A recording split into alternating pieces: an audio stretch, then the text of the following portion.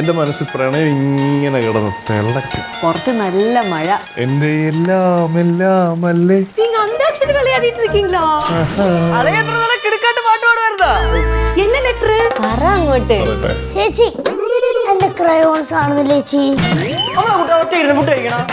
രണ്ടുപേരും കൂടെ ഇവിടെ ചൊല്ലിക്കൊണ്ടിരിക്കുവായിരുന്നാ? ഇനി നമുക്ക് മൂന്നുപേർക്കിടെ കുറച്ചേരം സംസാരിക്കാം. ഈ കൂട്ടുകുടുംബായാലേ ഇതാണ് പ്രശ്നം. ഗൈസ്, നമ്മളെല്ലാവരും ആഗ്രഹിച്ച പോലെ ആ ഒരു റൊമാൻറ്റിക് എപ്പിസോഡ് ഉപ്പുമുളകിൽ വന്നിരിക്കുകയാണ്. സിദ്ധു ലച്ചു തമ്മിലുള്ള ഒരു റൊമാൻറ്റിക് എപ്പിസോഡ്.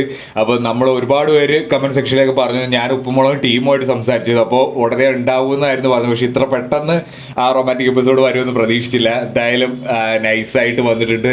അതിൽ കുറച്ചുകൂടി കോമഡി വരുത്താൻ വേണ്ടിയിട്ട് പ്രൈവസി ഇല്ലാത്ത ഒരു രീതിയിലായിട്ട് കൊണ്ടുവന്നിട്ടുണ്ട്. അത് ഭയങ്കര രസമായിട്ടാവില്ല. അതിലൊരു കോമഡി കൂടെ വന്ന് റൊമാൻസ് മാത്രമായി കഴിഞ്ഞാൽ അതൊരു സുഖം ഉണ്ടാവില്ല. എന്തായാലും അതിൻ്റെ ഇടയിൽ കോമഡിയും കൂടെ കൊണ്ടുവരുന്നതിൽ നല്ല രീതിയിൽ അത് ബ്ലെൻഡായി പോയിട്ടുണ്ട്. അപ്പോൾ എന്തായാലും സിദ്ധു വന്നിട്ടുള്ള എപ്പിസോഡുകളെല്ലാം നല്ല രീതിയിൽ TRP കയറിക്കൊണ്ടിരിക്കുകയാണ്. അപ്പോൾ ഉപ്പുമുളക് ടീം തന്നെ ഭയങ്കര ഹാപ്പിയാണ്.